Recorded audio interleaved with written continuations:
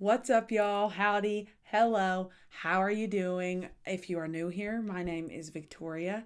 I am a singer-songwriter who wants to learn and open up more conversations about the music industry and where I find myself in the wild, wonderful world of music, okay? If you're not new here, welcome back. Happy to see you. Happy to have you here again. And welcome to Beat to the Beat, my newest series on my channel where I beat my face to the beat of some of my favorite artists' music while I walk you through everything I could possibly find about them on the internet. Today, of course, we are finishing our conversation about Cher. No, baby, you haven't seen the last of her. But if you haven't seen the first of her, make sure you check out last week's video, which is on my channel right before this one, where you can get up to speed on where we're beginning in this video.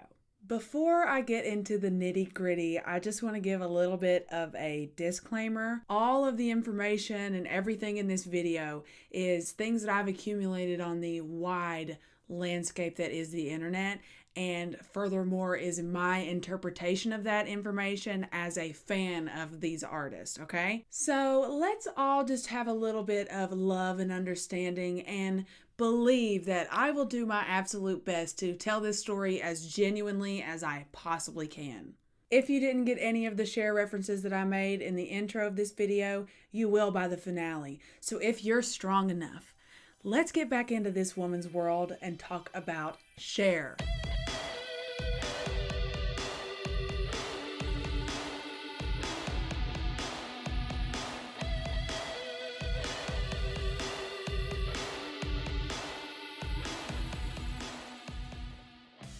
The year is 1980. The Rubik's Cube has just debuted internationally. The vibes at the arcade are top tier, and Cher is already well into her next era. To kick off the year 1980, Cher was starting the second leg of her Las Vegas residency and the first leg of her relationship with Southern rock star Les Dudek. Les Dudek. He was a Southern rock musician and a writer, and he had actually been a part of the Allman Brothers Band at one point. So Cher was in the midst of forming her new rock band. It was called Black Rose, and Les had actually auditioned for the guitarist in this band. That's how they met, and they started dating. In the summer of 1980, Black Rose, this new rock band, releases an album and goes on tour. Cher really wanted this band to be a true band. She wanted to have everything, everyone's on the same exact level. It's all one. We are that band. Cher was, of course, the lead vocalist because it was her band. Mama, you're gonna be the lead vocalist of your own band? What do you mean? However, you would not know that Cher was the lead vocalist unless you flipped the physical record over.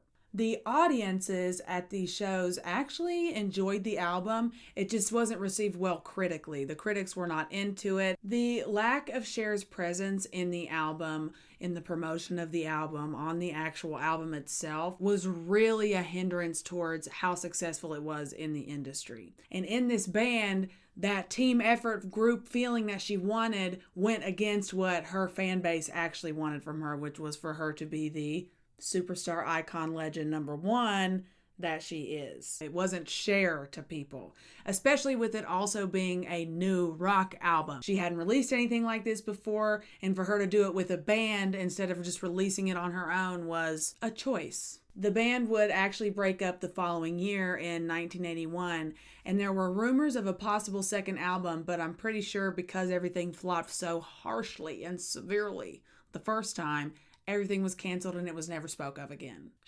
In January of 1981, we kick off the year with leg 3. What the fuck did my hand just do? Leg 3 of the Cher Las Vegas residency, okay? In between Vegas shows and touring shows, she was spending time with her family and her on and off boyfriend, Les. Coming into fall of that same year, we actually get a collaboration from Cher and Meatloaf, and it is called Dead Ringer for Love. I really liked this song. The music video is really cool.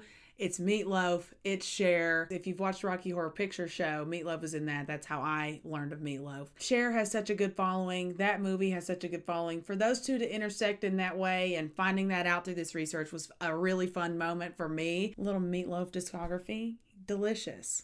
And right at the end of the year, she said, New Year, New York, New York, baby, we're going to New York, because guess what? It's time to start back on that acting career. There was no better place in 1982 than New York City to get started on none other than Broadway herself. When Cher was in New York, director Robert Altman obtained the rights to a little play called Come Back to the Five and Dime, Jimmy Dean, Jimmy Dean. I will just be calling it Jimmy Dean. Altman had initially considered Shelley Duvall for the role that Cher eventually got, but when he heard that Cher was in New York and that she was like snapping it up for an acting role, he was like, all right, I'll let you read for it, but you got to be serious, okay?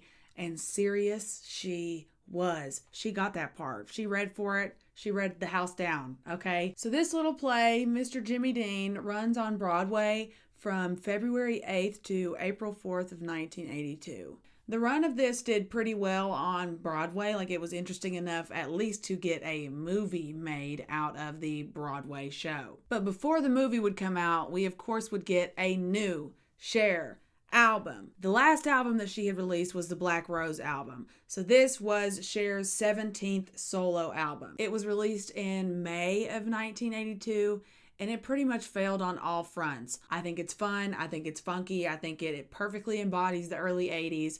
But at the time, it's understandable why it didn't hit in that moment. Her disco stuff was so good that the people didn't want to let it go. So when she released this I Paralyze album, it wasn't an opportunity for her to establish the rock career that she had been intending. It just wasn't that time yet. It didn't really matter anyway that the album flopped because she had money coming in. She had done the Vegas residency. She was now on tour. During the Cher in concert tour, she had actually started seeing Val Kilmer. They had met at a restaurant when Cher had asked Val to eat with her. Eventually, they fell into a relationship that Val would call a wild ride. And now she gets a movie! This movie was released September 30th, 1982 in Chicago, and it wasn't released in theaters until November 12th, 1982. The movie was the exact same cast from the Broadway show, just put into the movie form. I'm pretty sure even the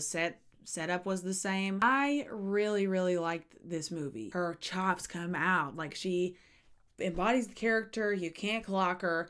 The reason that she was not doing well in her acting career was not because she wasn't a good actress. It was because people would not take her seriously as an actress because of her reputation as Cher. So Jimmy Dean and Val Kilmer take Cher right into 1983. For most of 1983, Cher was doing concerts. She was doing promotions on TV for Come Back to the Five and Dime, Jimmy Dean. She was working on Silkwood, and eventually they started to promote that. So December of 1983, we get Silkwood, which is Cher's first serious role as an actress. Director Mike Nichols had given her a chance after seeing her in the Broadway show Jimmy Dean last year, and finally we got to see Cher in a role that would allow her to showcase just how good of an actress that she really was. The plot of Silkwood surrounds the true story of nuclear whistleblower and labor union activist Karen Silkwood, who tragically passed away in a car accident that many believe was not actually an accident at all.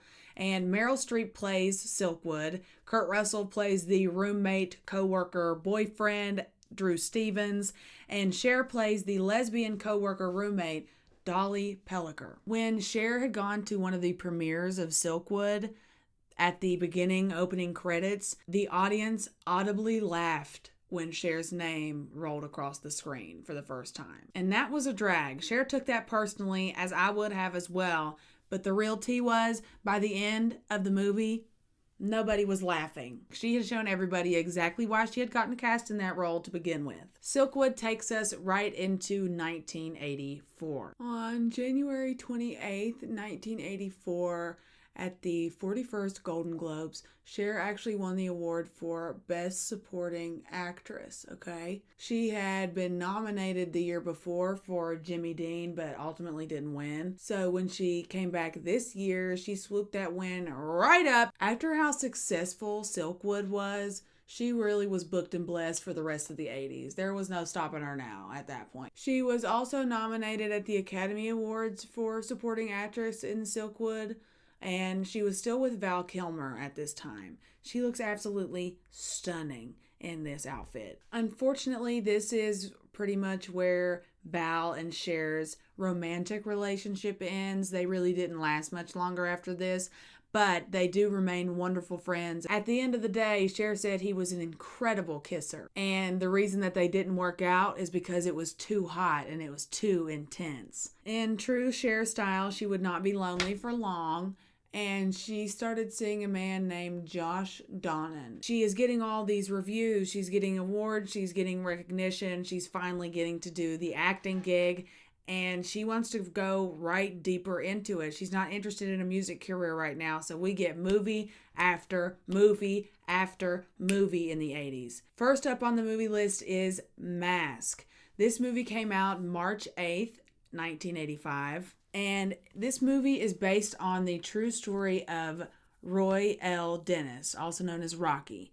Cher plays his mother, Rusty. Rusty agreed to sell the rights to Rocky's story to this production company because she needed the money to pay for treatment for her son, Joshua, who was HIV positive. In the 80s, that was a really hard time to be dealing with something like that. It was very expensive. It was villainized to have HIV. Everyone thought it was the gay virus, when we all know now that's not the case. But in the 80s, it was a different time period, and medical care for a condition like HIV, if you could even get it, was not cheap. She was initially not even into the idea of her own story being portrayed in a movie, but overall she ended up being persuaded by the way that Cher portrayed her, and she commended the movie as a whole. In total, this film garnered over $48 million at the box office. It also won the Academy Award for Best Makeup. However, this performance in Mask absolutely was deserving of some type of award, but Mama was snubbed, and she remembered that. In August of 1985,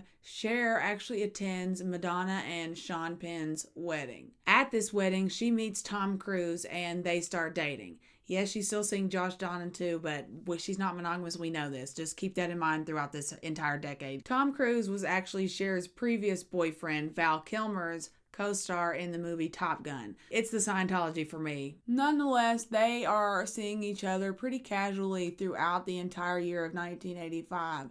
And the next time they see each other is actually at the White House, of all places. In the month of October 1985, there was a White House event held for dyslexic people. And Cher and Tom Cruise both are dyslexic. They talk about it a lot in their interviews and stuff. So this event was basically a situation of famous people who have dyslexia telling everyone's like, hey, if you have dyslexia, look at us. We have dyslexia too, and we're at the White House. Isn't that really cool? And everyone was like, you know what? Yeah. So now we're in 1986. This was when her relationship with Josh actually seemed to be getting more serious. They were making more public appearances together, and most of the events that she attended in 1986 were with him on her arm. In March of 1986, we received one of the most iconic Cher fashion moments in history. The Oscars notoriously did not take Cher seriously, and that really pissed Cher off. So she took that feedback, gave it to Bob Mackie, and said, make me a real serious dress, because she had been snubbed before for not being serious. Cher was not even nominated at this award ceremony, but let me tell you, girl, she won. Oh, you don't take me seriously? How serious is my fucking body in this dress? Serious as a heart attack. This dress was a symbol of the star that Cher was. Even if you did not want to recognize that in her, she left you no choice. At one point or the other, you had to give in and just say, all right, she's got it. On May 20th, 1986, Cher turns 40. And for her 40th birthday, she's on the cover of Vanity Fair. She has a full spread. She is the Vanity Fair. This article specifically brings up a point that people are in love with Cher's personal soap opera. And that hit a little different for me as someone who sat here for about 2 months now and done research on Cher about specifically her personal soap opera. Okay, they were right. A couple of my favorite quotes from this spread were, "I'm honest because I don't think I have anything to lose by it, and because I want to have a really good time too. And I don't just want to sit there and give you a bunch of bullshit." That's right! In the 80s, for someone like Cher to have the fan base that she did, for the length that she did, and to still have that fan base now, on top of building fan after fan after fan after fan, year after year after year after year, it's an incredible feat, and it's something that should be noted. Of course, in true 80s tabloid style, they ask her about Sonny Bono. At this time, Sonny is gunning for a political career. Who's surprised? Raise your hand if you were surprised that I'm going to tell you right now that Sonny goes into Congress to be a Republican senator. Are you surprised? No, you're not. Cher talked about him in this article and said, and I quote, "I don't like what he became, and I don't really like who he is. Maybe it's not who he is, but who he is with me. It's hard for me to say it too. I don't hate him. I went through that for a while, but I don't really want to be around him now." Me either. I don't want to be around him either. Overall, she was just really honest and reflective about how the relationship actually was, how manipulative he was in their entire time together, and how that wasn't just a spur of the moment thing, but that's actually who he was in a lot of ways. In May of 1986, we get Cher and David Letterman's first iconic interaction. Because I thought that I would never want to do this show with you. Now why? Because you thought I was an ass. He always asked some questions that were questionable, and particularly that's why Cher called him an asshole, because he always put people on the spot, and he did things intentionally to cause people to have like moments on his show. And Cher was one of the people that came on there and just wasn't having that. She wasn't a fan. If he was going to do that, then she was going to do that back. And this actually kind of how Sonny and Cher did it with their comedy hour. David Letterman and Cher did this back and forth as she would come on his show throughout the 80s, 90s, and all the way through the 2000s. In September of 1986, we get the ending to Josh Donnan and Cher's relationship. Josh, sometime during this time period, had proposed to Cher, and Cher said no. She didn't want that. She had been there, done that, got 2 t-shirts and 2 children, wasn't interested in another marriage or another divorce. So they separated. 1 month later, in October of 1986, she appeared on The Late Show with Joan Rivers. She would appear with bestie Elton John, and they would perform together. And I just wanted to take a moment here to highlight that Elton John always seems to pop up for Cher right after an ending of a significant relationship in her life. He's bestie. He's throughout the whole series. We love Elton John. One more time, it doesn't take Cher long to find a man, okay? It never does. However, with this man, she did not understand the absolute fuss that it would cause. Enter Rob Camiletti, aka the Bagel Boy. He was an aspiring actress in New York City who infamously worked at a bagel shop. The media would say, "Superstar Cher dating Bagel Boy Rob. Bagel Boy, Bagel Boy, Bagel Boy." They're just fucking hitting Rob with the Bagel Boy left and right. It's just really rude. Cher had no idea that just dating a regular person instead of dating people the likes of Tom Cruise, Val Kilmer, Sonny Bono, whoever, they all thought that that was ridiculous that she was dating this regular dude who was the nicest man literally ever. I love Rob Camiletti. Rob was super hyper aware of just how different that their lives were and why it would be difficult for them to stay together, but he did not even care. He was going to make it work no matter what anyway. The more that they got to know each other as a couple, the more that they really did not give a shit what anyone was saying. They wanted to be together. They had the best time. They were comfortable. Everyone was just happy. And if the media wasn't involved, I couldn't even tell you how everything could have been different. Cher said that they had fallen in love with each other somewhere between Thanksgiving and Christmas of 1986. And don't we all love a holiday rom-com? By the beginning of 1987, Rob had already moved into Cher's house. They were in it to win it. On June 12th of 1987, we get one of my favorite movies of all time. It is called The Witches of Eastwick. This movie features Bernadette Peters. It features Michelle Pfeiffer. It features Jack Nicholson. It features Cher. There's 3 witches. He's a witch too, but he is rude, to say the least. And these women fuck all this man's shit up, from top to bottom. It is incredible. Fun fact about this movie is that all of the wooden signs used for the businesses in this film were handcrafted by woodworker Paul McCarthy. It made a huge difference in the setting. This movie was filmed throughout Massachusetts and California, so to have things throughout the entire movie and all of the locations that was consistent was an important part of the fluidity of the film, and for them to go out of their way to have a woodworker like Paul McCarthy make those signs custom for the film, I just thought was interesting. So the next release in 1987 is actually a movie called Suspect. And this movie did okay in the box office. It made over $18 million with a budget of $14 million. So that's like pretty good for a movie.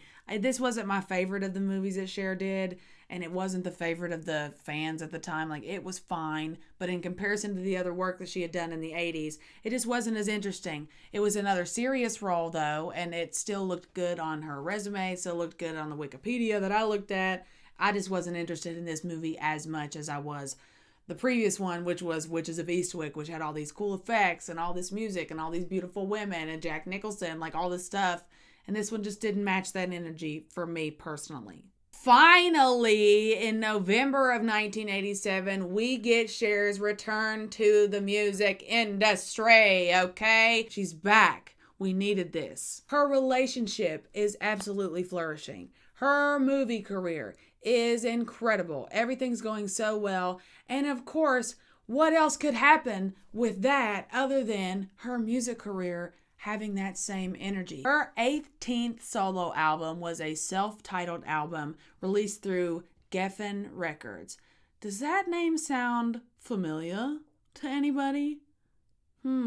Yes, it does. On her return to music, she returns to one of my favorite love affairs of Cher's. Since the last time we saw David Geffen, his own record label has taken off and he's working with stars of the likes of Elton John, Diana Ross, the whole crew, everyone that's been mentioned in this video. And there's no other option but for Cher to come back to the bestie, am I right? Though they didn't end on the best of terms, their relationship was easily rekindled, and it really showed in this album, and just how genuine it was for Cher. It really felt like Cher's album. Her boyfriend, Rob, was in the music video for I Found Someone, which we get on this album, and this music video is iconic. It was a direct hit to the press, who had been fucking with their relationship the entire time they had been together thus far.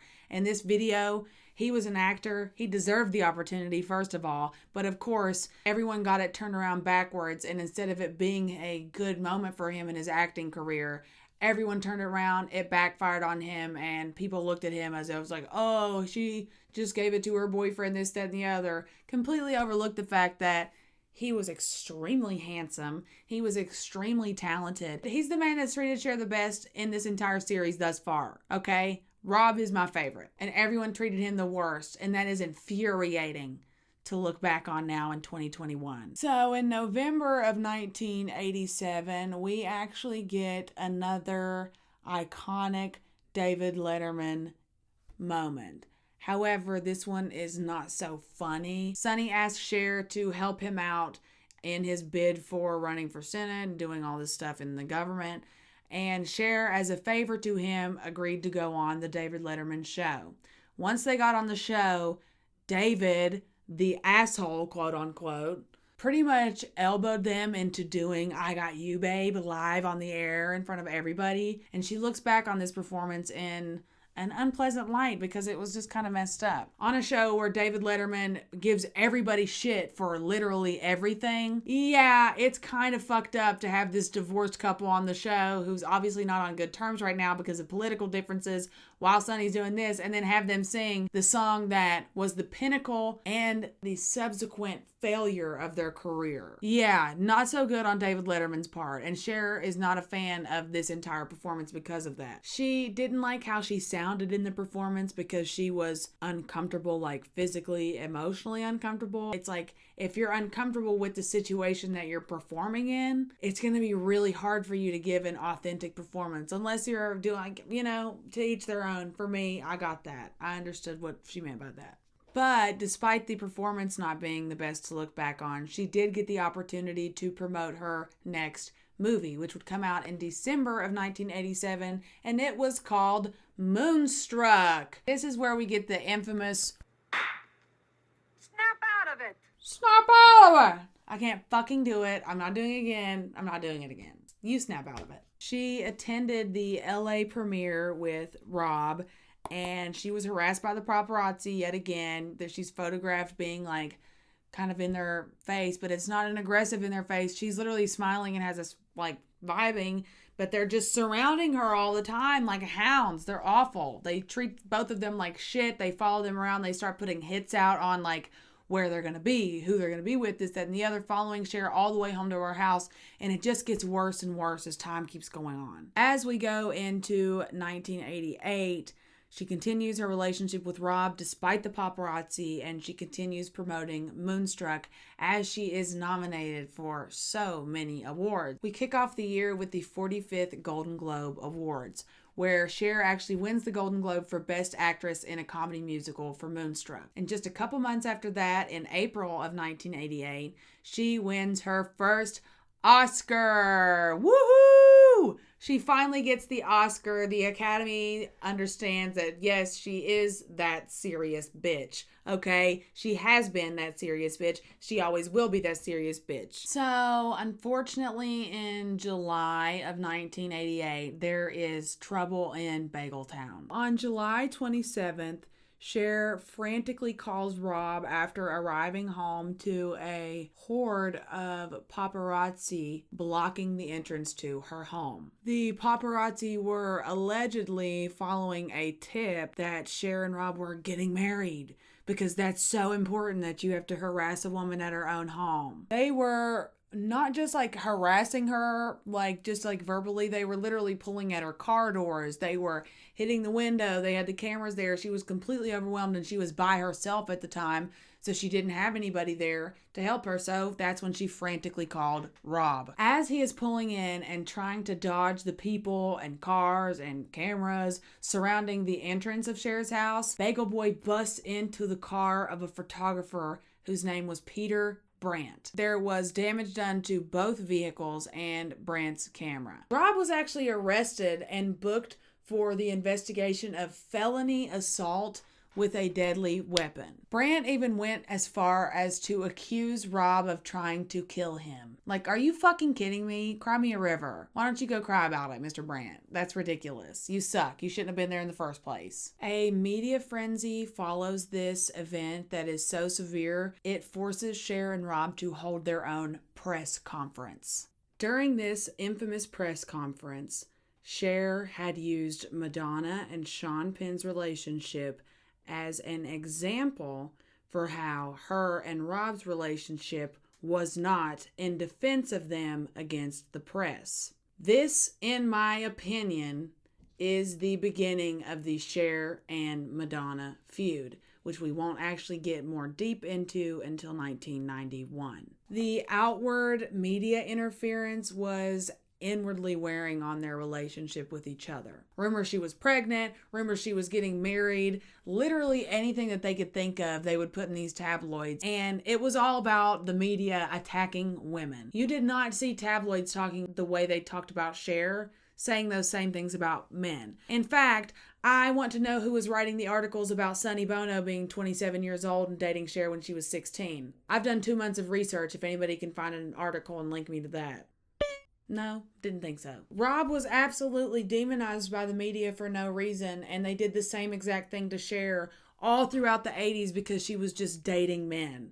That's all she did. Make music, make movies, and date a lot of men. That's what the 80s is about for Cher, and the media could not fucking stand that for some reason. You can still see this behavior, and you did see it all the way through the 2000s. Think Britney Spears, think Lindsay Lohan. Any woman in media can tell you that they have had experiences where they have been villainized, demonized, attacked, harassed, things like that, all surrounding things that men do all the time, that if a woman does the same thing, it's just that it's not matched with that energy. How about you mind your business? How about some love and understanding? Right? Moving into August of 1988, we get the first Cher fragrance, okay? This perfume is called Uninhibited. It was a very interesting perfume. I'm just going to read you the notes of this perfume from the website. Woody, powdery, vanilla, aromatic, sweet, citrus, fresh, spicy, that's together. Aldehydic, rose, and yellow floral. Okay. People always remarked on how good Cher smelled. If you remember in part 1, I mentioned that quote from Greg Allman that she smelled like a mermaid and he's never smelled it since. She, in this effort of this perfume, wanted to capture that scent in a bottle. During the last few months of 1988, her voice in activism becomes much louder. In November of 1988, Cher participated in a march of over 2,000 people in Washington, D.C.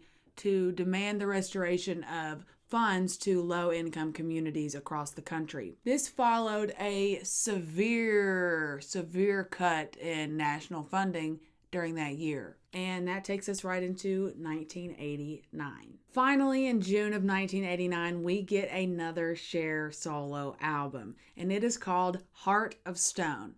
We get the absolute fucking banger that is, If I Could Turn Back Time.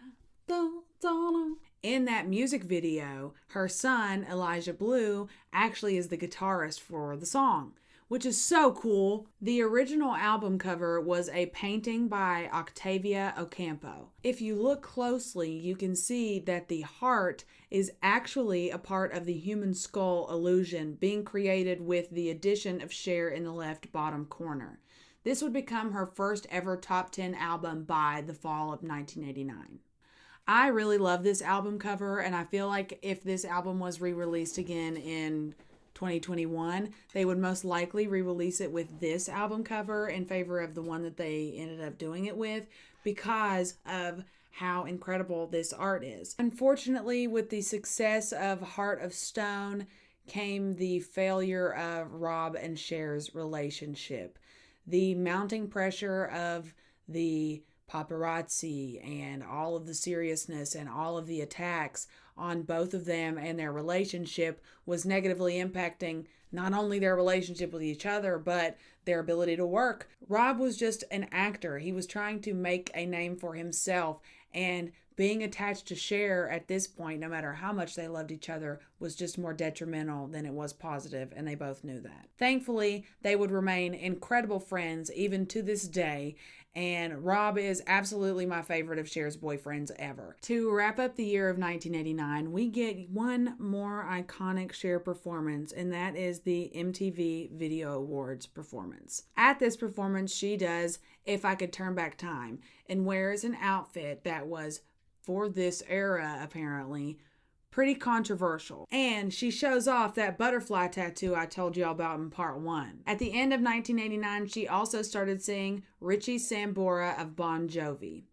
And he was actually her date for this award show. For the rest of the year, Cher is touring, making appearances, having a good time, and preparing herself for the absolute superstardom and nostalgia that is the 1990s. So on July 10th, 1990, Cher attends a funeral for a homeless activist His name was Mitch Snyder. Mitch Snyder was one of the nation's top activists for the homeless. His funeral became a rally for the community, and Cher was there in support after having marched with him the year before to fight against an extreme funding cut for low-income housing. He took his own life at the age of 46 and was regarded as the nation's top homeless advocate at the time, along with his partner, Carol Finley. In 1984, he secured a shelter from President Reagan himself by means of a 51-day hunger strike, which his funeral was later held in front of. Cher says about Mitch that he found people to be beautiful and worthwhile that everyone else seems to have written off, and he thought there was a worthiness in everyone. In December of 1990, we get Cher's newest box office hit, and it is called Mermaids. Maybe Greg Allman is a psychic because he did say that she smelled like a mermaid, and then here we are with the mermaid movie, and I'm just saying. It's iconic, it's beautiful, the aesthetics are incredible. It's just a really good movie. And she had a song in this movie called the Shoop Shoop song, in parentheses. It's in his Kiss. And it gained a lot of popularity from this movie and steadily made its way up the charts throughout 1990 and even into the next year. Going into 1991, Cher is at the top of the music charts. She's at the top of the movie charts. She's at the top of the fan charts. She is topping everything.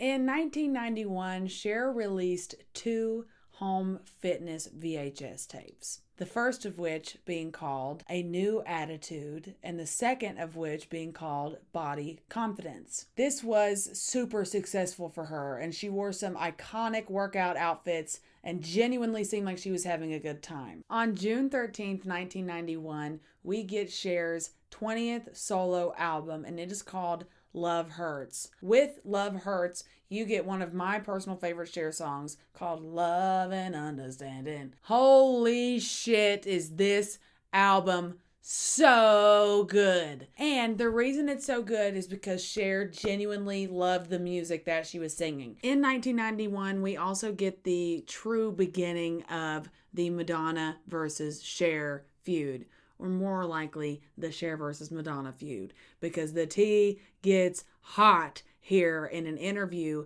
in 1991. There's something about her that I don't like. She's mean. You should be a little bit more magnanimous and a little bit less of a...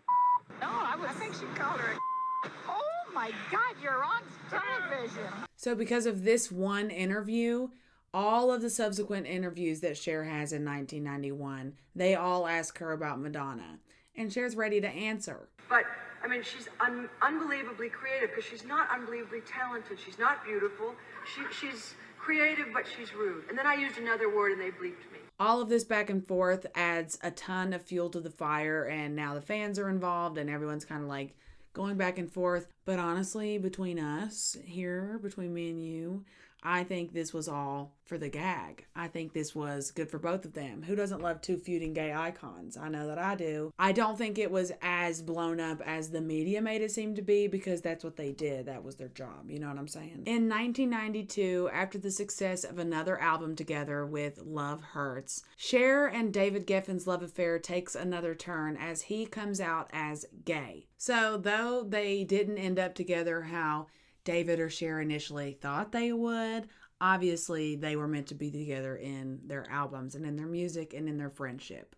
David was regarded and is still regarded today as one of the most successful gay men in the music industry. As 1992 goes on, Cher kicks off another leg of her tour, as well as goes to the European side of the tour. And it was somewhere around this time where she was diagnosed with Epstein-Barr virus and chronic fatigue syndrome as a symptom of that. She started having to take more breaks and allow herself more time between performances. Some performances on this tour were rescheduled, canceled, and she was learning how to manage this new chronic illness that she was dealing with that previously had gone undiagnosed by doctors, which only had made the progression of it worse when she was diagnosed. She was doing lots of press during this time and still doing concerts and still being an icon as she is, despite the circumstances surrounding her health. The most important thing that happened in 1993 is the collaboration of Cher and Beavis and Butthead. Beavis and Butthead premiered this year, and with all the other stars involved, of course Cher would make her way into the iconic franchise. In December of 1993, Cher collaborated with the characters Beavis and Butthead for a special rendition of I Got You, Babe. They made a psychedelic music video to go with this rendition, and it is truly a masterpiece. It is hilarious. Cher looks fucking incredible. It is better than the original I Got You, Babe, and I stand by that statement. It's because of the visuals. Honestly, the visuals in the actual music video are so good, are so well thought out. It makes so much sense. Cher is so into it. She is fully in character. Anyone that said Cher was not a serious actress has not seen the I Got You, Babe, Beavis and Butthead, because Mama's serving beats. 1994 is an interesting year in Cher history. Lots of things are happening for her in her personal career, but also lots of characters from this entire saga pop back up in their different ways that will ultimately tie in together throughout the rest of this video. One of which being, of course, none other than little Sonny Bono, who has now at this point been elected to the Congress of the United States as a Republican senator. This was after he had been mayor of Palm Springs for 4 years. In 1994, while on a songwriter's retreat at Miles Copeland's France Castle, Cher would pen a new album. It would not be released until the year 2000, so don't worry, we will get to it. But for context, it was written during this year. On December 23rd, we get the Ready to Wear movie, which is a movie filmed on the set of Paris Fashion Week live with real interviews, real people, and it was like a look into what was happening on the scene. It was a parody. So it was comedic. They were making fun of all this stuff, interviewing celebrities. It was a really interesting little movie, and Cher actually makes an appearance. I am going to put on my lashes, and then we are going to carry on into the rest of the 90s.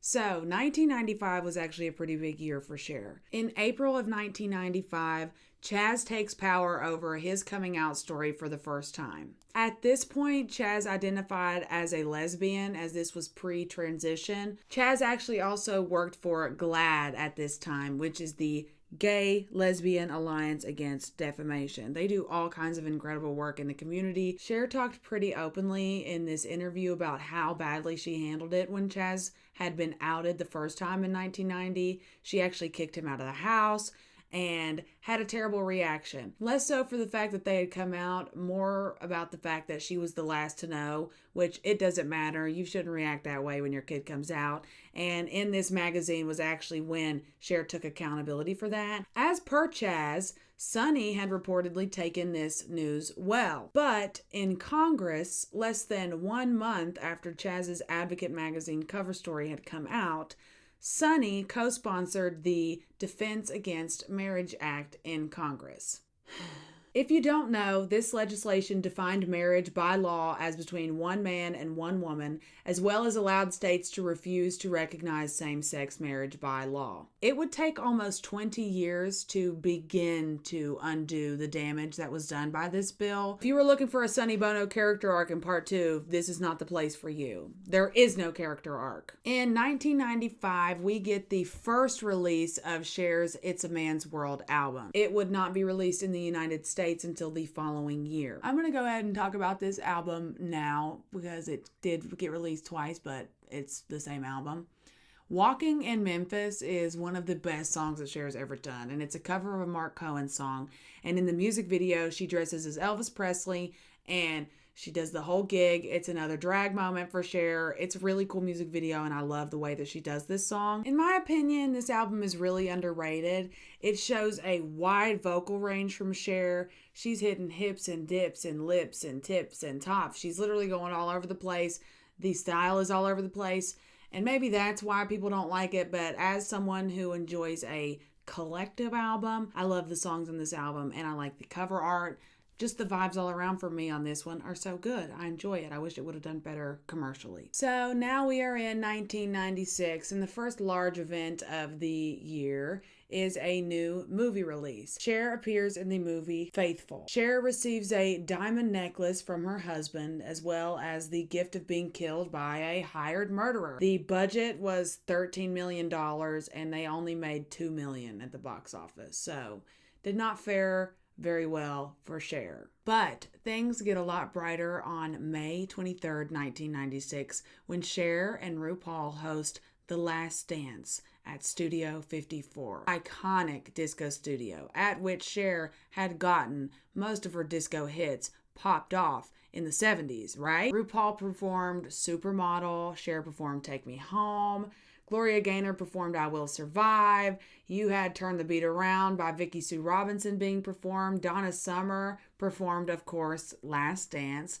And The Last Dance it was. All of these incredible performers of the disco era at the last dance of the studio that defined at least what people in my generation know as the place of disco. That's what a lot of us associated that with. So to know that Cher was a part of the ending day of that was interesting. I cannot tell you the things that I would do to be able to transport myself into Studio 54 on this night and be a disco ball, a glass of water, anything to be in that room. So in June of 1996, you get the US release of It's a Man's World. Same album, different reception. The US did not like it as well as the UK did. Sonny Bono is still fighting against the LGBT community in the Congress at this point, although he is fighting for his own copyright laws, so woohoo! And to explain my feelings about Sonny Bono during this entire period, I'm just going to let Rosie O'Donnell say what I want to say. Sonny, sit and spin. Who does he think he is? He's little dweeby Sonny Bono. If it wasn't for you, he'd be pumping gas somewhere. I couldn't agree more. Cher was also promoting a home goods line during 1996. Yes, ma'am, she had a home goods line. It was called Sanctuary. Okay, because Cher was a real estate mogul and all of her homes were her sanctuary. She had a thing for like religious symbols like you see across in Italian cathedrals, things like that. That was an aesthetic in the 90s that was pretty heavily prevalent, and Cher was right on top of that. In September of 1996, Cher actually voices a video game character. This game was a musical puzzle game filled with lots of different characters from popular musicians from the era, and Cher voiced the character of Isadora, who was within the house of the game. On October 11th, 1996, Cher attends the National Coming Out Day Get Out the Vote rally in Washington, D.C. with Chaz Bono. Cher spoke at the rally, and this was the first time that she was actually publicly supportive of Chaz, at least outside of the Advocate magazine cover. Like, when I say publicly, I mean like in person, out loud, advocating at a live rally in Washington, D.C. during the election times. That's what I'm saying. So Chaz's half-siblings and stepmother Mary, Sonny's wife and kids after Cher, were also in attendance for this rally. This struck me as very confusing because I do not understand how Sonny Bono sponsored the Defense Against Marriage Act a year prior to this, and here his wife is with their stepchildren at the Get Out the Vote, Let Everybody Be Gay rally before this election. I'm just confused as to how this went down, but nonetheless, they were there and they looked supportive in the video. C-SPAN has this entire rally filmed, and I have it linked below. You should definitely go watch this. It was a really interesting tidbit of time to see how things were going back then in the fight for all the things that we're still fighting for now. So to watch it in context now was jarring and informative and just an interesting watch. They have the entire rally recorded, so check that out. Chaz actually spoke at the end of the rally and talked about their experience in the community and how they were outed by the tabloids in the beginning, and how using the Advocate magazine as a way of reclaiming that first outing story was a really powerful moment for them and inspired them to use the platform from the Advocate magazine to teach parents in the nation at this time how to deal with their children coming out as gay. All in all, the rally was a really, really good moment between Cher and Chaz, a wonderful teaching moment for the people of America at the time, parents learning how to handle their children coming out. However, on the flip side of that, the way that the 90s handles this is not up to 2021 standards by any means. When you watch the infomercials regarding this, it is just a little uncomfortable. It's like it's some foreign topic or something that no one understands and no one gets it. And nowadays, it's a lot more incorporated into culture. The LGBT community is much more prominent in the culture, but that doesn't mean that they're respected in the culture, if that makes sense. You look at artists like Lil Nas, you see how the media treats them purely based on the fact that they are a gay man. So in this moment of advocacy for the LGBTQ plus community, I want to take a moment to remind you that yes, I think that Cher is a gay icon. In that same line of thought, to be a gay icon, you have to stand behind that community, because if you're not doing that, then in my opinion, you're not iconic at all. Because within the gay community is where all of the fiercest parts of today's pop culture were born, most of which were born through the Black, trans, and drag communities in the ballrooms and in the underground scenes. In October of 1996, Cher tackles yet another controversial topic with the movie If These Walls Could Talk, which is a film surrounding the topic of abortion. This was also Cher's directorial debut. In the mid-90s, you can only imagine the mixed lot of opinions on this film. It tells 3 different experiences in 3 different time periods of women who are in some way touched by an abortion, whether they had to have one, they were a family member. This wasn't the first time, nor would it be the last time that Cher spoke out on topics that a lot of people have controversial opinions about. But I'm going to take this moment right now to say that there are no controversial opinions about abortions, because if you are not the one that's having it, then it's none of your fucking business. At the end of 1996, Cher was vibing on all fronts. She was doing what she needed to do. She had the movies, she had the music, she was vibing, she was ready to go for 1997. Cher was lying low for most of 1997, but once we get towards the end of the year, things begin to pick back up again.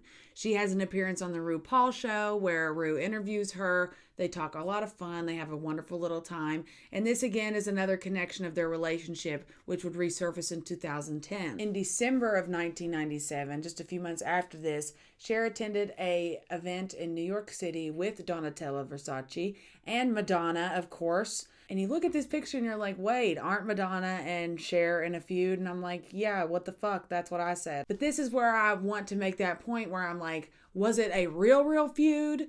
Or was it a feud for the gals with a little bit of flair, which is those like interview moments where they're both kind of like, you know, I don't know. But either way, they were vibing at this fashion show. Now we are in the year 1998. And unfortunately, to ring in the new year, on January 5th, Sonny Bono was killed in a ski accident in Nevada while on vacation with his family. Cher eulogizes Sonny at the funeral, which she did not know was being broadcast live on national television. Cher said that Sonny was the most unforgettable character she's ever met. And I think that that is a really good way to describe Sonny Bono. Cher herself recognizes Sonny as someone who was an incredible force in her life, someone who propelled her into the next stage, and he was that. You cannot take that away from him. However, there is a flip side to that. As a person and as a human being, in my opinion, the decisions that Sonny Bono made as a husband, a parent, a businessman, and a presence in the music industry are frustrating for me as an up-and-coming artist in the music industry, and I feel as though a lot of the precedents that he set with his behavior is something that will be carried out and that women like me and queer people in the community have to fight against for an inevitable amount of time. I just think that that's an important part to note. After Sonny's death, Cher lies low for a minute and takes time with her family to grieve, to process. Obviously, this was a huge presence in her life that's all of a sudden just not there anymore. On May 15th, 1998, Cher and Mary Bono attend the Hollywood Walk of Fame ceremony where Sonny and Cher get a star on the Walk of Fame. Obviously, Sonny couldn't be there, so Mary Bono, his wife, had taken the opportunity to come and do this with Cher and accept it on Sonny's behalf. October 22nd, 1998 is the day that the gays could not sit still. Yes, this is the day that we got the one, the only, Do you believe in life after love? Yes, I do. Believe was written in the wake of Sonny's death and was obviously heavily inspired by Cher and Sonny's relationship. The record was much more heavily focused on the dance style of the late 90s and was very much catered directly to her gay audience, which had grown exponentially over the 90s because of her activism in the communities. This album holds bop after bop after bop. Not only do you get Believe, which obviously is the main one that's here, you also get Strong Enough. Strong Enough and Believe as a power duo, you'll never lose confidence again, says me, who loses confidence all the time, but not when I'm actively listening to these songs. Believe was the song in which Cher is thought to have invented auto-tune, at least for the purposes of a vocal stylistic effect. Nobody was using auto-tune in the way that Cher used it on this album at all. It was used for its intended purpose, which is actually called pitch correction. Pitch correction is when an artist sings into a mic, they're recording their song, and you might be a little flat here, a little something there, and you need to shift up a pitch or two to just make it sound a little better. It's really not that big of a deal. People do it every day. That's what almost every singer you're going to hear nowadays has a pitch correction filter on their mic live performing. Auto-tune is a stylistic choice that an artist can make to put that intended effect onto their song. It is for the purpose of creating a new sound.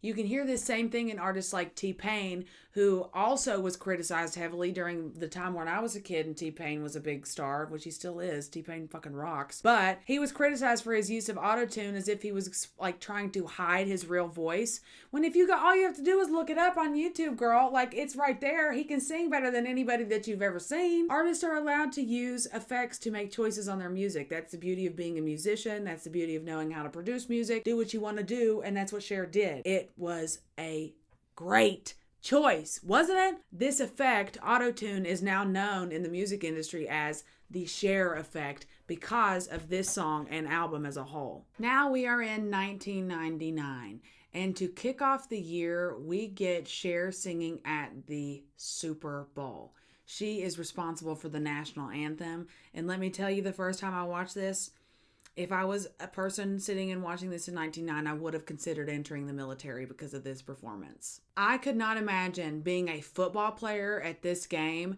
and having Cher personally sing me the national anthem as a blessing over my safety and personal well-being. In February of 1999, Believe became Cher's best performing song and album since Dark Lady had come out in 1974. For her to sing this song, Believe, about Sonny. This is such a parallel to Dark Lady in 1974, when she had just left Sonny. He had been treating her like this, that, and the other. Her power song to get that power back from that experience was Dark Lady, and it worked. It popped her right back off into the top. And that's exactly what happened with Believe, too. It was the same exact principle. A situation had arose where Sonny and Cher were no longer able to be together. In that feeling of loneliness and figuring things out and the transition period, we get Believe, which is Cher's ode to Sonny in return from all of the shit from their entire career together that all can be amalgamated into this one song. How does this happen twice? How does this happen 2 times? I don't understand. In April of 1999, she's doing work with VH1.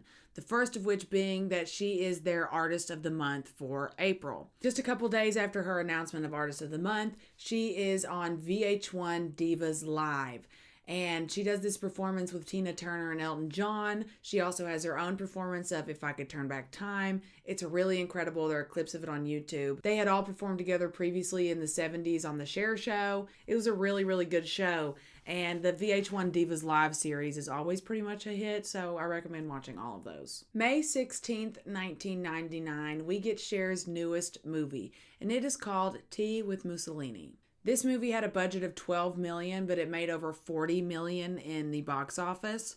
And 3 of the 5 main actresses in this movie have since been played as Snatch Game characters on RuPaul's Drag Race. So if that tells you anything about the demographic of this movie, I think that's it. Finishing 1999, you get the start of the Believe tour, which in general, just to put it in the most basic way that I know how, is the most incredible, most absolute fully thought out and fully realized tour that anyone has ever done on planet. The Believe tour was initially only planned to go through December of 1999, but it was so successful that they put it right into the next year. Now we are in the year 2000, so it's the new millennium, it's a new decade. To show you just how far Cher had reached with the Believe single, here is the cover of a Yugoslavian magazine that Cher was on in January of 2000. Followed directly up by that is Cher winning her first Grammy ever for Best Dance Recording Artist for Believe. I would like to personally speak to the people at the Grammys and have them tell me directly why the fuck it's the year 2000 and Cher is just now getting her first motherfucking Grammy. The Believe tour also ended in March of 2000. This was one of the most successful tours of all time, and she made over $80 million on it. Just a casual 80 mil. On March 26, 2000, Cher attends the 72nd Annual Academy Awards. And the only reason I'm including this is because of the look that she wore to the after party for Vanity Fair. And that is the look in which I am inspired today for this makeup. And also in part inspired by, of course, Believe, the song we've been talking about right now, because that's the song I decided to do for the music video part of this video. So if you want to see that, that's on my channel right after this one. On November 8th, 2000, we finally get the Not Commercial album that Cher had written back in 1994 in France at that castle. Yeah, she just released it just now as I'm talking to you in the year 2000. And not only did she just release it, she only released it on the internet. Which, do you know what that means? That means that Cher, yet again, is one of the first to do something, and that is do a direct artist-to-person internet sale of an album. The internet age was upon us, and Cher was not even hesitant at all to step into yet another era. And this album is so good. This album is full of mostly Cher originals. And she said in a press conference for the album that she couldn't sleep over being so excited to go on this vacation for writing when this album was being made. And she had written most of the songs before even leaving in the middle of the night in this excited haze. The album was fully realized before it was even finished when she was in France. When she came back to the States and showed the album to her label, they did not like it and said that it was not commercial enough. Hence the name Not Commercial, and hence the internet only release, which is directly caused by the label initially not wanting to give the album the time of day. When asked on why she chose to do an internet only release, Cher said, "I don't know that the album belongs anyplace else. I think that the internet is a place that at least it doesn't infringe on anyone else's life, and if you want to go there, you can go there and check it out. And if you don't want to be bothered by it, you don't even have to know it's in the universe." And I think right then and there, in 2000, Cher gave everybody all the rules that they ever needed for the internet. It was received incredibly by the fans. It just wasn't extremely popular because the internet releases weren't really a thing. I love this album. It's giving me Reba McEntire vibes, except more rock and pop. Hot off the release of this album, you get a cameo on the very popular early 2000s TV show, late 90s TV show, Will and Grace. Cher appears as herself in this cameo, and the lead character Jack mistakes Cher for a drag queen. Jack tries to correct her, thinking that she's a drag queen. Cher does her classic smack across the face and snap all of it. I'm not fucking doing it again. I messed it up last time. In 2001, the only notable thing to talk about is one singular album, and that is called Living Proof. Living Proof made over $250 million on its tour. This was also Cher's first farewell tour, okay? It was also one of the longest running tours and pretty much secured the basis for anything that Cher wanted to do for the rest of the 2000s. Since Not Commercial, the album that was released before this, was exclusively released online, Cher did not consider it a proper follow-up album to Believe, so this was the proper follow-up to Believe that the people were looking for, okay? We needed the living proof because we believed, so we needed the living proof. Do you see what the connection is? This Living Proof farewell tour goes all the way through 2005. It stopped a couple times for different reasons, but overall it literally goes from 2002 to 2005. 3 years this woman was on tour. Finally, the farewell tour is bid adieu in April of 2005. From 2006 to 2009, we actually get Cher's very first retirement. She is doing what any rich gay icon would be doing in the late 2000s, which is anything that she fucking wanted. She was in retirement. She was hanging out, doing what she wanted to do, sometimes performing, sometimes not. She was still very heavy in her activism, attending congressional meetings, always speaking up, speaking out, and genuinely being Cher still, just not as active within the world. She needed some time to herself, and it was well deserved. Of course it was. In 2008, Chaz actually began his transition.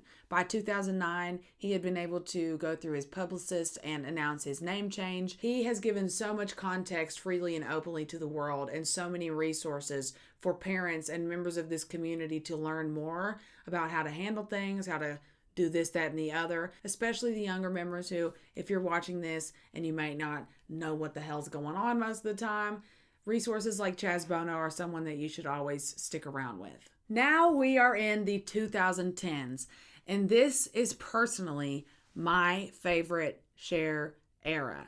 And I could be very much biased because this is where I found out about Cher, okay? This is Cher's return to pop culture after her first retirement in the late 2000s. In January, she attended the Golden Globes and presented awards with Christina Aguilera and also promoted their upcoming movie. It's called Burlesque. It's one of the greatest fucking pieces of film that's ever been made, and I won't hear any other opinions on that. But before we get Burlesque, we get the MTV Music Awards of 2010. And at this award show, Cher presents Lady Gaga with the Video of the Year award. This was the year that Lady Gaga wore the meat dress to the MTV Awards. Lady Gaga asked Cher to hold her purse. Cher was not paying close enough attention, did not expect this purse to be made out of meat, so she grabbed it. When she did, she said, this feels weird. Oh my gosh, this is literally meat. And no, she wasn't grossed out. She thought that this was a work of art. Of course she did. Of course she thought it was that. Right before the release of Burlesque, we get another very important moment in the Cher pop culture universe. And that is the creation of Cher's Twitter account in 2010. You can go look at Cher's Twitter account right now, and I would guarantee that you would laugh by the time you left. Here's a couple of highlights of Cher tweets that we've seen thus far. And they've only gotten better and better as time has gone on. Without further ado, let's fucking talk about Burlesque. Talk about awakening. This movie is it, okay? This movie is everything. She is immaculate in this movie. Christina Aguilera is immaculate in this movie. This movie was the third most popular movie at the box office at this time, right behind Harry Potter and Tangled. Rotten Tomatoes gave this movie a terrible review, and I have a personal fucking bone to pick with that because I want to know the actual reason. I want to know the reason. Was it the outfits were too blinding? Was it Cher's vocals were too ethereal for your little fucking brains to handle? What the fuck was your problem? What do you mean that it's Rotten Tomato? Cher's most popular song from the movie, obviously, is You Haven't Seen the Last of Me. And this ended up becoming Cher's 7th #1 hit on the dance Billboard charts. And this was such an interesting little piece of information for me. This song is not, for me, a dance song. The only reason I would find for this to be played in a club is for everyone to have their moment to feel their feelings, okay? You've been dancing, you've having some time, you're going through something. You need the song at the club that's like, this one's for you. The DJs of the gay clubs understood that the people in the community needed to hear this fucking song sometimes. Just said, you know what? You haven't seen the fucking last of me. I am going to peel myself off the floor of this bar, and I will be back next weekend for brunch. So after the release of absolute banger Burlesque, we get another movie. She's not in it face to face. The Zookeeper comes out on July 8th, 2011. And Cher voiced Janet the Lioness in this film. I've watched this movie had not a clue in the world that was Cher. So now we are in 2012, and this is where we get one of my favorite sections of the freaking show, which is RuPaul's Drag Race Season 4. This season is when Chad Michaels is on the show. Chad is a world-renowned drag queen, cosplayer, and of course a Cher impersonator. Chad did their Cher impression for the Snatch Game on season 4. And if you haven't watched Drag Race, first of all, it's a drag competition show. Second of all, Snatch Game is a game that they play within the game of the show where contestants have to do impersonations of a character and make the host laugh. RuPaul's Drag Race allowed an entirely new generation of Cher fans to emerge through the airing of the show. Season 4 was one of the seasons that kicked it off into high gear in terms of ratings, and young people love the show, including myself. I was a youngin' at this time, and I was certainly slurping up all that the drag queens were serving on season 4, and specifically Chad Michaels, because I was already a Cher fan. The seeds had been implanted in my brain with Burlesque. What was I supposed to do? Okay, now we're in 2013, guys. In 2013, we get the album Closer to the Truth. Oh my goodness. And closer to the truth I am every single day that I hear the lyrics on this album. It is delicious. It's scrumptious. It is her 25th solo album. 25. That's so many albums for one person to put out. And it was her highest debut on the dance charts ever. You get all of the signature Cher auto-tune that your heart could possibly desire. My favorite song off this album is called Take It Like a Man because she sings it really funny. You gotta take it like a man. Cher goes on tour for the Closer to the Truth album, and that tour leads us directly into 2014. And 2014 in the Cher universe, in my head, is all about me. And I'll tell you why. I got to see Cher perform this album live. I could cry thinking about it. She flew over my head in a fucking sparkly carriage, and it sounds like a joke, but it was dead ass, and I'll put a clip right now.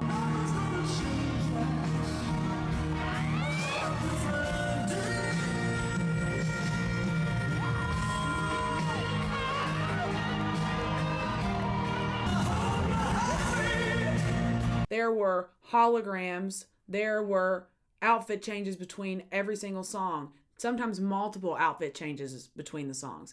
There were set changes between every song. The dancers were killing it. The crowd was incredible. Cyndi Lauper was actually the opener for my concert on this tour. And I thought that that was a very interesting parallel because Cyndi Lauper was also the opener for Cher's Believe tour in 1999. And it just so happens that on the day of my birth in 1999, Cyndi Lauper was playing on that tour. The tour lasted all the way through July, and it was initially planned to go beyond that, but Cher had gotten sick with a viral infection that had caused some issues with her kidneys, which obviously prevented her from continuing the tour. During 2014, Cher pulled out the old alias of Bonnie Jo Mason again.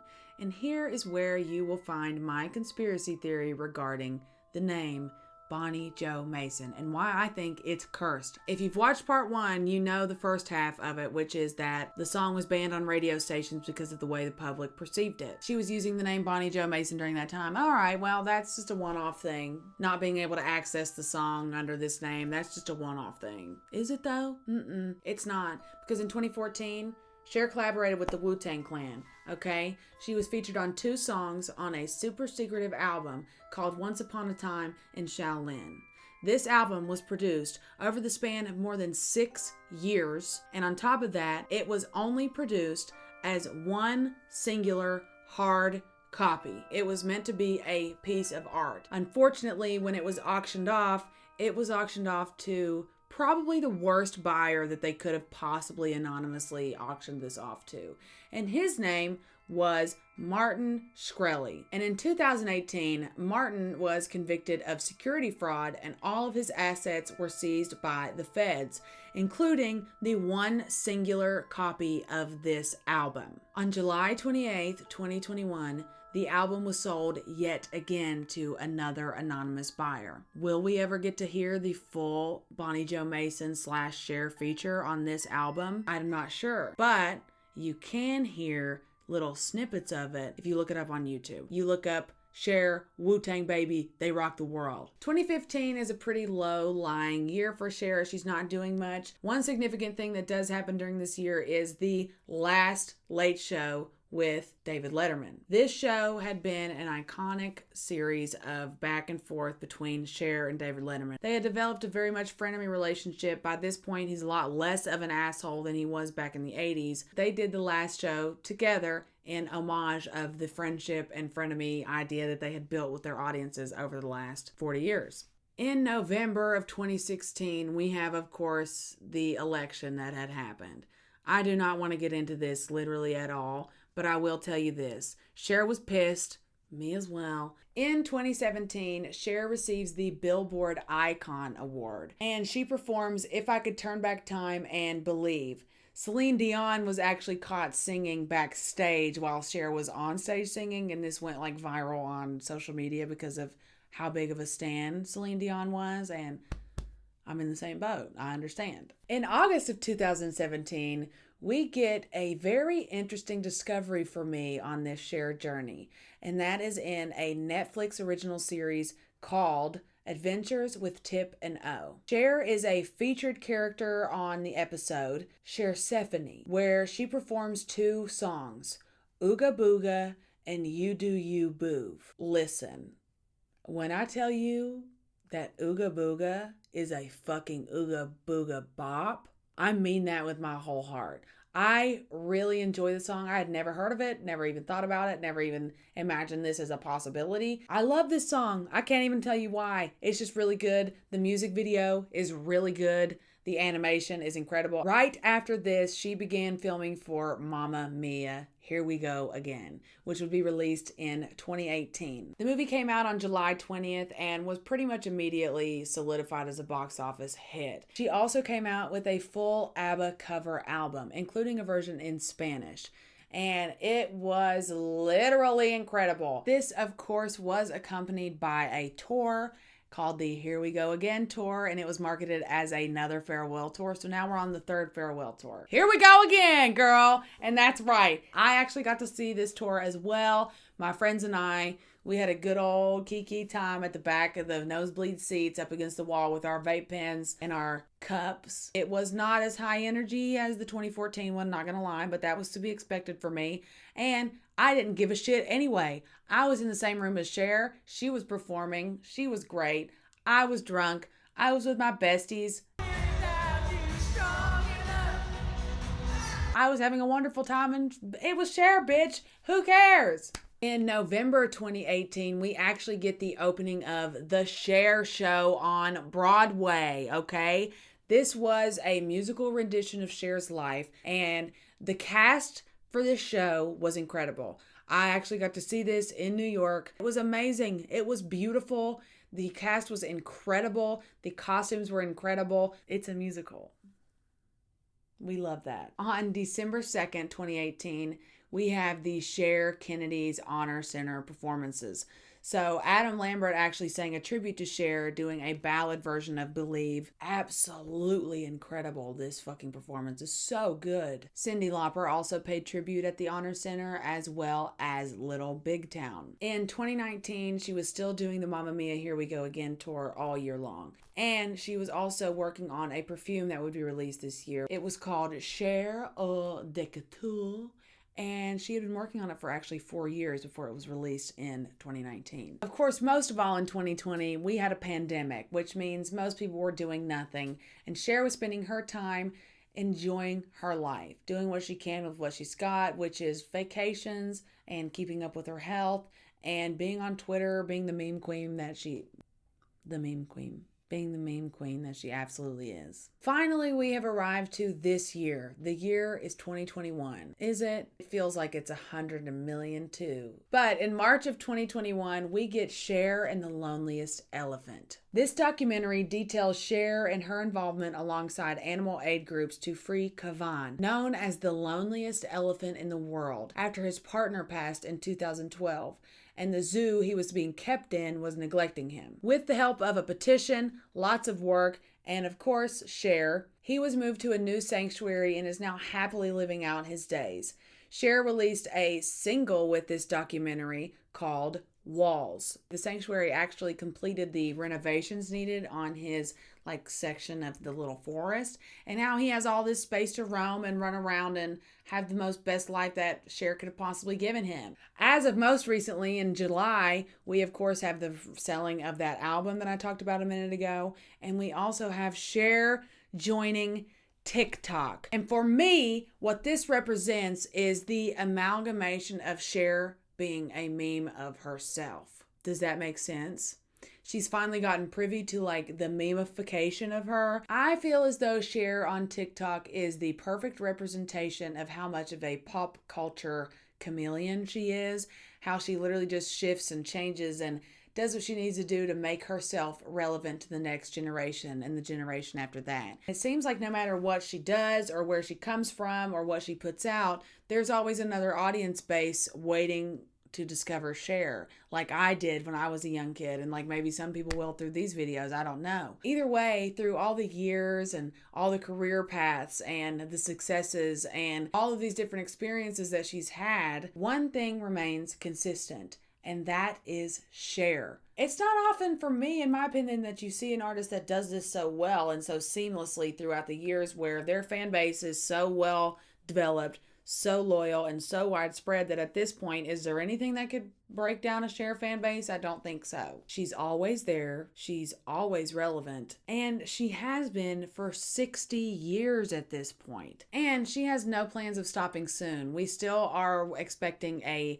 biography film about her.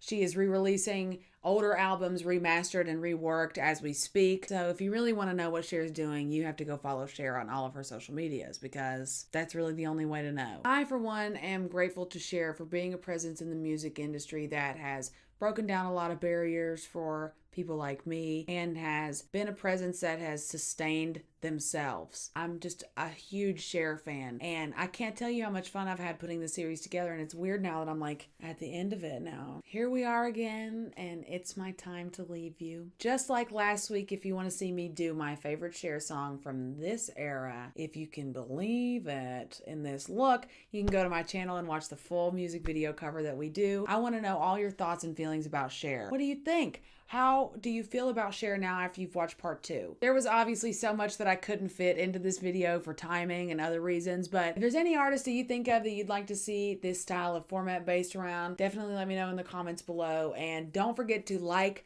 subscribe, and turn on post notifications for my channel, because it really, really does help small creators like myself who are trying to just figure out their way up in this little YouTube world. So go on and hit that like button for me. Come on. I have a YouTube playlist in the description below that has all the videos I watched for this part of the video. I also have a Spotify playlist that is in chronological order of all the albums I spoke about today in this video. And of course, all sources, all the links. You can find me on TikTok, Twitter, and Instagram at Howdy I'm Victoria. And honestly, I can't wait to see you in the next one. Truly. Thank you so much for watching, and as a reward for sticking with me through this entire series, here is a meme compilation of all of my favorite Cher moments from pop culture in the last 20 years. And with that, I'll see you in the next one, bitch.